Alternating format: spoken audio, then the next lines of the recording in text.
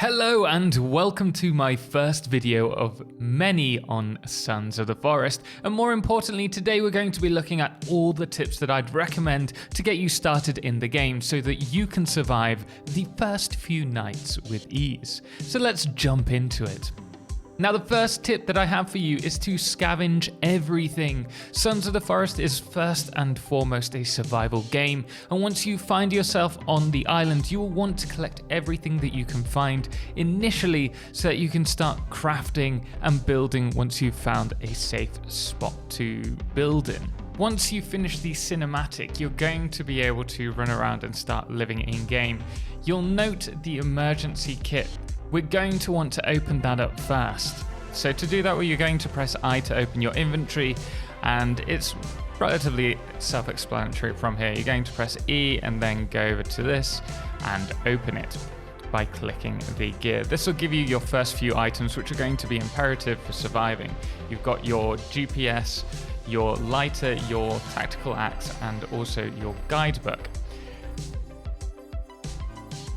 You can also press B to open up your survival handbook, like you could with the forest as well, which will tell you the basics to get you started.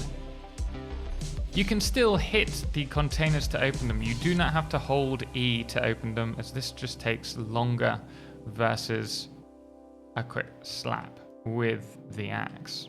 The next thing that I want to talk about is the AI in this game. Originally in the forest, the AI was pretty developed for the cannibals and also the mutants. Well, this has had an overhaul, and the cannibals will respond based off of your initial reaction. So if you're overly aggressive, they're going to come out in force. So it's going to be best to avoid them where possible, try and stay away from patrol paths, and consider running rather than all out attacking everything that moves, at least in the early game, to give you that little bit of a breather to get you prepped and started in your own little camp. Once you've unlocked the GPS by opening up the emergency bag, you have access to it and can open it by using the letter M, or the hotkey M. When you open it, you can only see so much. However, if you use the middle click on your mouse, you can see how you can change the zoom of the particular map. There are various things to point out. You have the caves as well as the crash site marked on your map. Your friends are marked with the first letter of their name, from my understanding, hence we've got Kelvin here. From my understanding, the green flashing beacons are entrances to caves as well.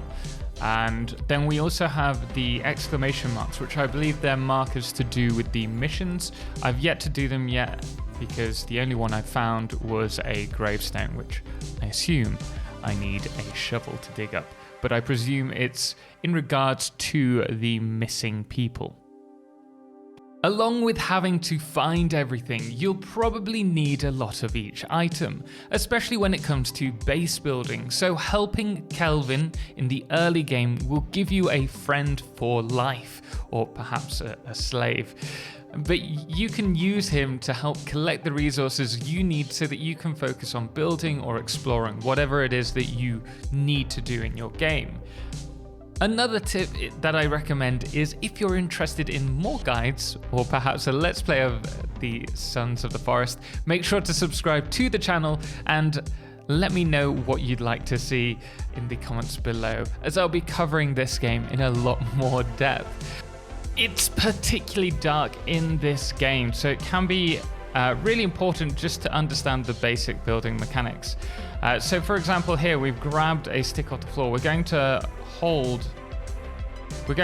right click, and it will give us either the option to place the stick down, which we can pick up by holding C, or if we right click again, you can see we can break these sticks. Now this is how you make a fire.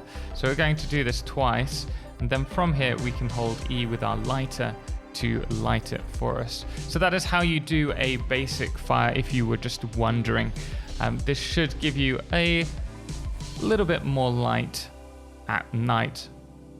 And then from here we can also set up our little tent, and to do that we need a piece of tarp, place it on the floor, and then once you can see the arrow location and you're holding a stick, you'll be able to place this. And from here, you can easily save the game, like so, or sleep. If you're finding that you can't sleep at night, make sure that you have a fire nearby. Let's quickly look over the crafting section. So if we grab an item, which we can do by right-clicking once we're in the inventory screen, which is accessed by pressing I, we can hover over the cog, much like the forest. Here it will tell us the various resources that we need in order for us to produce an item. For example, we can see that to produce a torch we need some kind of cloth and a wooden stick, which we can do so by clicking this. Once done, we will have an animation. We can also make a bow, which is really important if we're looking for early weapons that we can use, and this is done by grabbing 2 sticks, some rope and some tape into your sticks all over the place.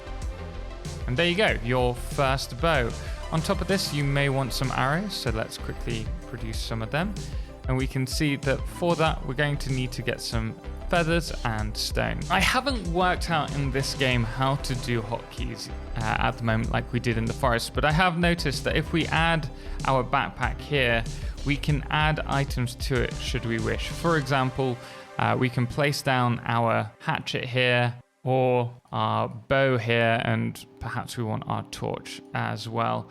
From here, we're going to remove that, but if we hold I now, we'll bring out our bag and we can grab the items that we want to use.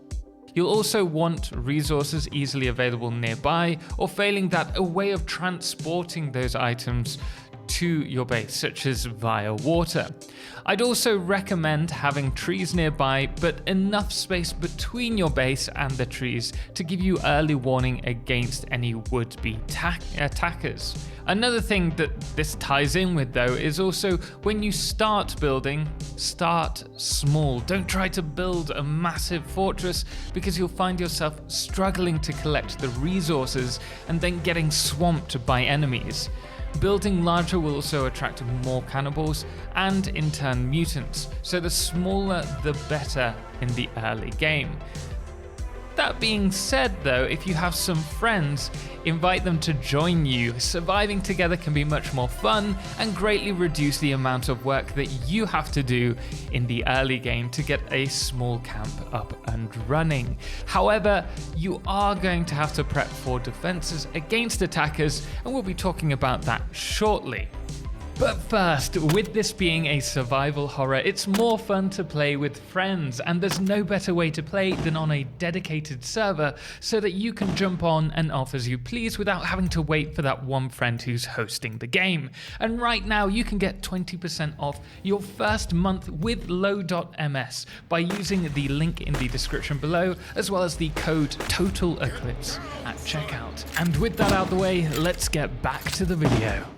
When it comes to defending your base, you'll want to make use of traps as well as natural funnels in your defenses to reduce the angles of attack so that they're more manageable. Also, don't restrict yourself to building on the floor.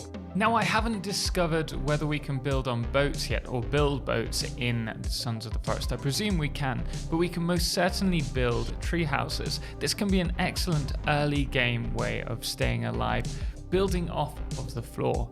Consider it rather than going down the traditional route. When it comes to building in this game, I should have mentioned there are 2 ways in which you can do it. There is the way that we're doing it, the first way, where you cut out everything manually, or if you hold X, you also have the ability to build like blueprinted items similar to in the forest, where you can just grab it, place it down in an area, and then from there you just need to add the resources.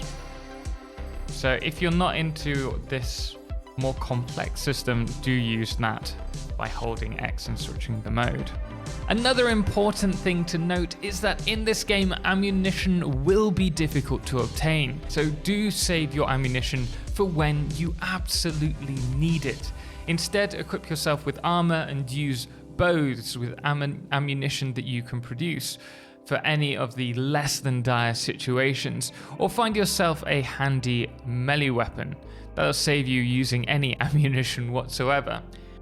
But cannibals and mutants aren't the only thing that will kill you in this game. You'll also want to focus on developing your camp enough to ensure that you have enough food and water easily available to help you survive both through the start but also when it comes to the winter season, where food and other resources are going to be much more sparse. So make sure to set up the relevant crafting tables to help you ascertain the bare necessities that you're going to need in the early game, and then start focusing on the later game and surviving through the winter. But there you are, guys, my beginner tips to get you started in Sons of the Forest, to help you survive at least your first few nights. If you did find the video helpful, please do hit the thumbs up, and if you want to see more, don't forget to subscribe, as I have a lot planned for the next few weeks, and I'm looking to make this one of the main games on my channel.